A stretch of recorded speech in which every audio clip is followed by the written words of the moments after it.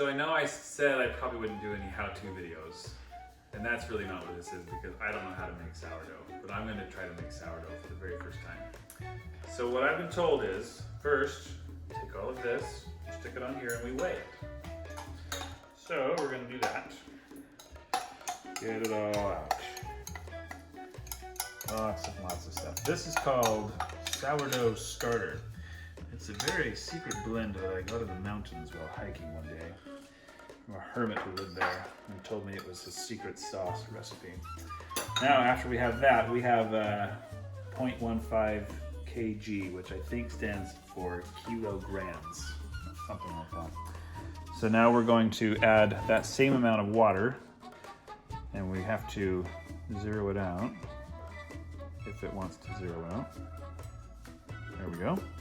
So now we do the same amount. What was it again? It's 159? Ah. 159. Being a perfectionist is really bad because I just went over. So this is going to ruin my sourdough, but that's okay. It's my first time. I get a little bit of a mulligan here. So, all right. So now I got to zero it out again and see if I can do the same thing with flour. Mess that up. I probably have a little more starter in here. I could probably throw that in there. Maybe help myself out there a little bit. All right. I have no idea how much flour is going to weigh when I start putting it in, so we'll go slow at first. Looks like it doesn't weigh very much. This is really good flour because it won't come out of the cup, but now we have it going in there. All right. Feed the starter. Oh, we're getting close. 159 was the target, but we had 174 on our water. So the real question is, where should I stop? I'm gonna go split the difference. I'm just winging it here. So there we go. So now I've fed my starter. Next up is after the starter's eaten and gotten really fat and looking good, then we can actually get this thing working for us and start making the sourdough, but we're gonna let it feed all night first.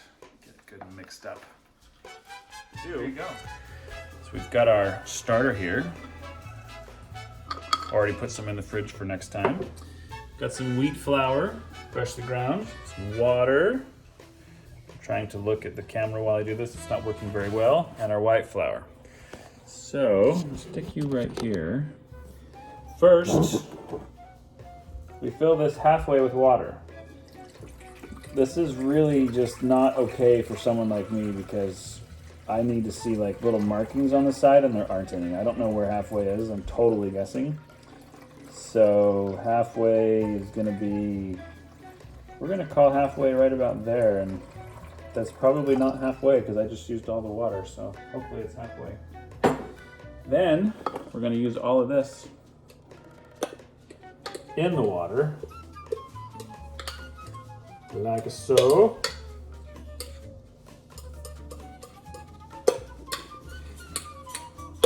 This stuff's so good. The mountain man that I got this from, he was in Idaho, and he'd been living there on his own as a hermit for about 150 years or something like that, and keeping this sourdough fresh the whole time. So it's just amazing stuff here. You can tell it's high quality. So we'll start with 3 cups of white flour and then 3 cups of wheat flour to where we get some sort of magical consistency. Don't really know what that's going to look like, so I'll probably have to bring in the sous chef to give us an idea if we got it right. So after I get this flour in here, then we do this one. And one more. Okay, got our flour. So that's what we're looking like right now. We'll mess around with it and see if it's right and come back and add some more if we need to.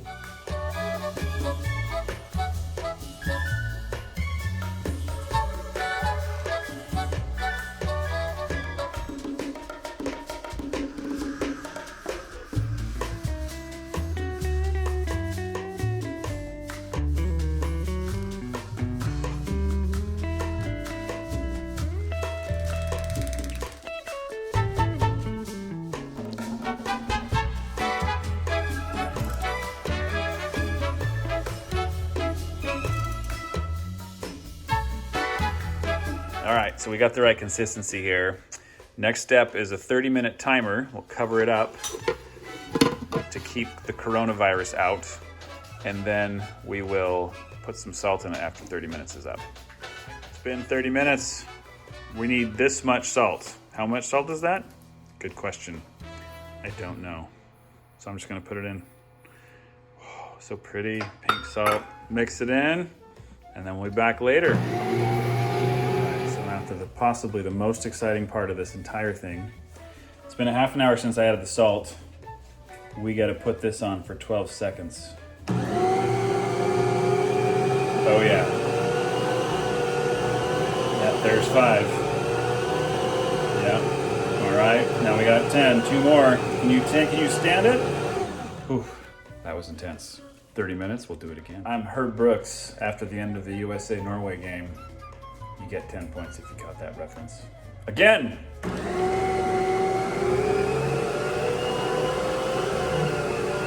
5 seconds. 10 seconds. Until next time. Again. That's actually not 2 seconds. 3, 4. I've lost track. We'll call it good right there. Again. One last time.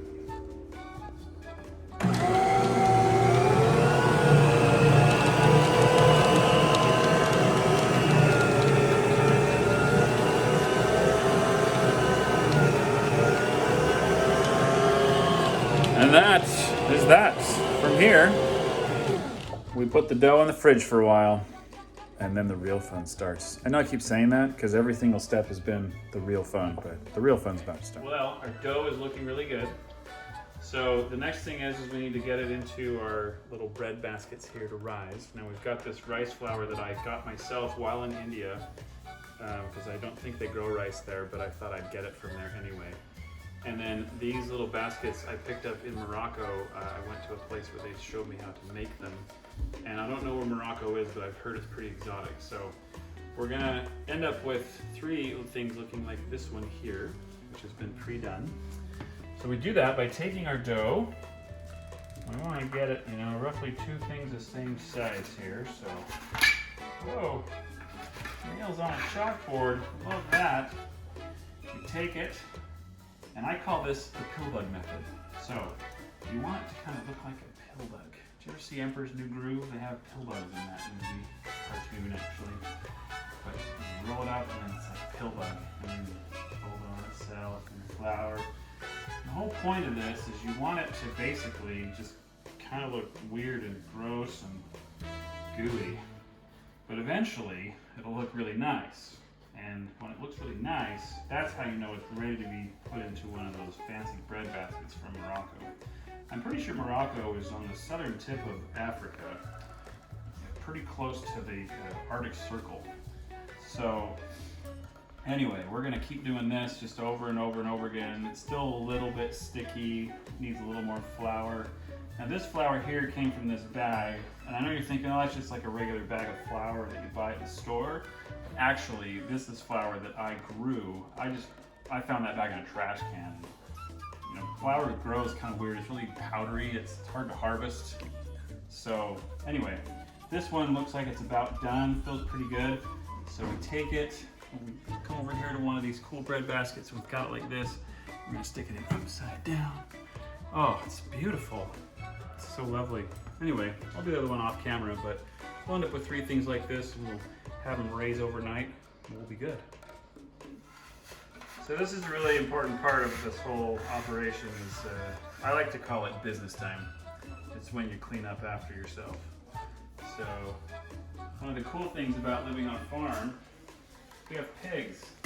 Got this little thing we keep there, full of all the stuff that we didn't eat or it's garbage food. Pigs love it. Real quick, we're gonna put these in the fridge. So we take these cool little caps. I have my kids sewing these for us. Sort of have a bit of a sweatshop going on, but they do a really good job. So really high quality caps. They're like shower caps made out of cloth, so they probably wouldn't be very good in the shower, but anyway, you stick them on like that. You take this bee paper, because it's made out of bees. You just, when our bees die, because bees die all the time, we just kind of grind them up and turn them into this really nice purple paper. Cover them up. You could use saran wrap, but that's not quite as environmentally friendly, so dead bees is a lot better. Anyway, so here's these 3 here. All set to go. Put them into the refrigerator to rise overnight. And then bake yourselves some sourdough. Get to draw cool designs on it. It's gonna be so much fun. That wonderful singing sound tells us the oven is ready. So here is our excellent dough all ready to go. I was trying to think of a way to say that didn't quite rhyme. Unsuccessful. All right, so we take a little cornmeal here and get this ready while we put this on upside down.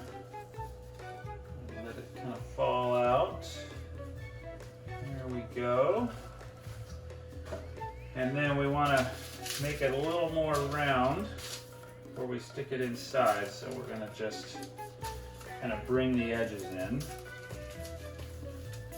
as it flattens itself out. Okay, so got our rice flour from last night, cornmeal on the bottom. So I don't know, eating corn like that doesn't seem like a very tasty way to go, but I guess it is cornmeal, so if you really want it to be good. But anyway,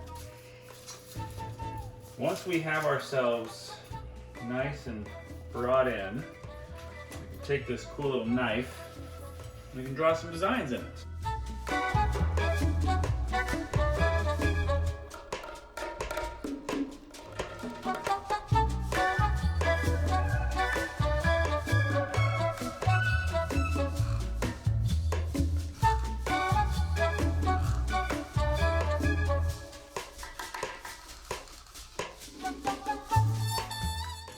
So then we need a deep cut so that this, I want to make sure it looks really good inside. Okay, now we're gonna grab our pot. It's nice and hot. I'm gonna need 2 of these though.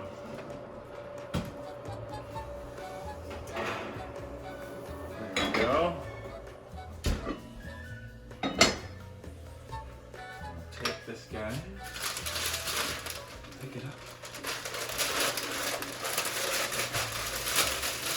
get it in there, all the way. There we go. Oh, it looks great. Looks so good. Get this back on, like so. Then, in we go to the oven.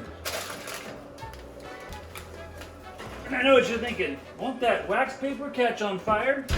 Probably, but that's okay. All right, 20 minutes later, we'll see what we got. Okay, our first timer's up, which means we need to reset this for another 20 minutes. So 20 minutes at 500 degrees, and then another 20 minutes at 480. There we go. So we'll set another timer and check it when it's done. You can see the top oven here is also got another one in there.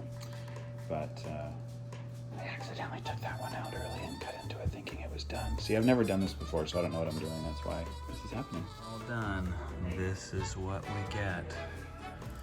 Beautiful bread. Look at that. Perfect. There we go.